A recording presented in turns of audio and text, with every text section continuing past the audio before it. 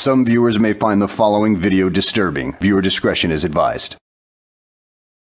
Yo, what's up and welcome back to What Happened MMA. In this video, we're going to be taking a look back at some of the most brutal finishes in recent MMA history. Now, these aren't all from the UFC. This is just my personal top 5 most brutal finishes in recent MMA history. So without further ado, let's get to it, y'all. I ain't going to keep y'all waiting. All right, coming up first, we got Uiro Sumio versus Yusuke Kinoshita at Rising Trigger first in November of 2021. You got your boy Yusuke in the blue corner, and you got your boy Uiro in the red corner, staring off into the camera awkwardly. You got legendary Pride fighter Shinya Aoki in the corner of Uiro, and we about to get this thing started. This fight was almost ended due to a groin kick early in the first. Like, just listen to the sound of that thing, bruh. Put Uiro down for the count. Hopefully he can have some kids after this, but luckily he was able to recover and continue to fight. But deep into the second round, Yusuke pushed forward with some nasty right hands, threw a big kick that luckily missed, but he got the stumping on this man melon like he was trying to bust it, bro. Oh my God, like I never seen nothing like that since the Pride days. So listen to this.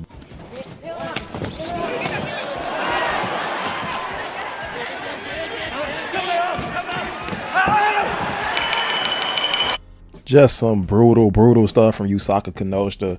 Put Sumio out for the count. Like, he is down, having trouble getting up. Man, those two right hands would have did it for me. Like, that's already enough. And luckily he whiffed on that kick I was talking about, but he got to just stump it on his head like he stole something, bro. Like, man, look at that. If that kick would have landed, he probably would have sent that man head into orbit. But he got the stuff on his head like he just, like, give me my stuff back, bro. Like, I don't know what he stole from that man, but he was trying to stump it out of his head. And this is not funny, but Rise, I know they messed up for that camera, bro. Looked over like, I know y'all not recording me right now. But Yusuke gets the KO finish, man. Gets awarded his trophy. But we have some issues. A Rising official steps into the cage and proceeds to overturn the decision. And if you're wondering why, yes, ground kicks and stumps are illegal in Rising, but you still can't grab defense just like you can in any other MMA promotion. As you can see, the ref was trying to knock his hand away and kind of let the stumps go through while he was trying to knock his hand away from the fence. So that's why the decision was overruled, and that's why I have this so high on the list. But man, such a brutal way to get KO'd. Our next brutal moment comes at UFC Fight Night Vittori versus Cannoneer, and it features Carlos Hernandez versus Dennis Bondar. Now, Dennis Bondar is no stranger to having brutal moments inside of the octagon. Just listen to when he snapped his arm in half against Malcolm Gordon back at UFC Fight Night 200.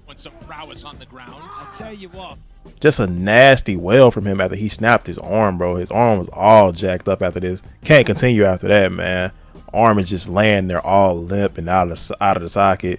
Just nasty, brutal moment for Dennis Bondar. He's had no luck in this same position, bro. Just look at this fight against Carlos Hernandez. Found himself in that same position in the clinch. Almost posted his hand the wrong way again and then got slammed, knocked out with the slam. And Carlos Hernandez rained down elbows on this man, bro. All unanswered while he was already knocked out, bro. He was already knocked out. Just let's look how many elbows he land unanswered, bro. 1, 2, 3, 4, 5, 6, 7 unanswered elbows, bro. That is disgusting, man. Like, oh my God. Like, one more time, bro. In the clinch, slams him down, knocks him out with the slam, and just rain down elbows. Like, that is insane. That's crazy. I was looking just like bro right there when I saw that. I was looking just like him, man. And we have a little bit of controversy with this fight as well. As you can see, Herb Dean is replaying the fight, trying to see what happened towards the end with that slam. And as you can see on the slam, Carlos Hernandez and Dennis Bondar's head collide, and they determined that the headbutt is what knocked him out and not the actual slam. Carlos goes on to say that was payback for him almost landing the illegal knee on him. And to me, that's kind of weird, bro, because he obviously didn't throw that on purpose. He tried to apologize for it. He was really apologetic for it. Reached out his hand, and Carlos was having none of that, bro. He said that slam and those extra punches were payback for that, bro. But it did go up to a decision. Carlos got the decision, and like I said, that was just kind of wrong, like saying that he elbowed that man so many times unconscious because of that. So here's Tatsuya Taira knocking him out and getting some poetic justice.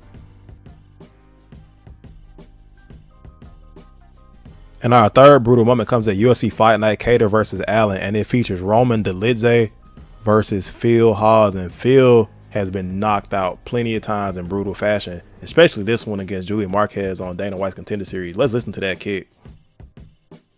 Looking for another one right here. That will do it. Wow. Cuban Missile Crisis. Just nasty kick from Julian Marquez. He was standing there cold-blooded, brought Dana to his feet. But Roman is here to stop me before I go down the rabbit hole of Phil Hawes knockouts, because he's been knocked out plenty of times. So he's stopping me. But in this fight against Roman had him in his knee bar. Seems to pop his knee and finish the fight, but the ref doesn't step in, and Phil is just slipping all over the place like he's on a banana peel. He's unstable, getting hit in the head, just can't defend himself, stumbling again, and Roman puts him out with a mean 3-punch combo. Let's listen to that. He puts him down. 2 big shots there. Oh! He puts him out! Gosh! Oh, no. Man, the sound of Phil's head bouncing off of the canvas is just disgusting, bro. And knowing Phil's history of getting knocked out just made it worse. And he got submitted already in the fight. Like, bro got submitted, then he got knocked out brutally. Like, that is a brutal sequence to get your knee popped, then be on unstable legs and get KO'd with a 3-punch combo by Roman Dolidze, who is very, very hard, bro. Like, just, oh my God. But just some tough luck for Phil Hawes, man. The next brutal finish came at Combate Global back in 2022, and it featured Mexican fighter Galindo versus the American fighter, the Honey Badger, Anna Summers. And the Honey Badger, that's a dope nickname, Anna. I ain't gonna lie. But the Honey Badger came out there hot, threw a 1-2, threw a big head kick, and had Orlando back on her back foot pretty much the whole first round until she threw this hook kick that led her to get taken down. When she got took down, Anna was going for all type of submissions. She threw up her legs, got her in an arm bar, and they were basically in that same position for about a minute. And she's just really focused on that arm, bro. Like, she's not letting that arm grow. She has it in like a triangle until she started moving out to the side into a Kimura, and she snapped her arm in half, bro. Listen to this. Con mucha fuerza. Está aguantando mucha fuerza ahí, pero tiene la garra. ¡Ah! It's tight now. Kimura. Oh my God! Oh my goodness! Jesus Christ.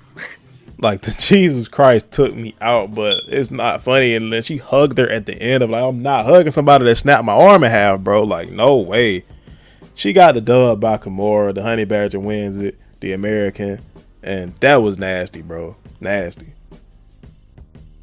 The last brutal finish comes at UFC 296. And it may be a little bit of recency bias behind this one, but it features Josh Emmett and Bryce Mitchell. Y'all know what I'm talking about. It was the punch heard around the world. Josh Emmett just floored Bryce Mitchell. Listen to this thing.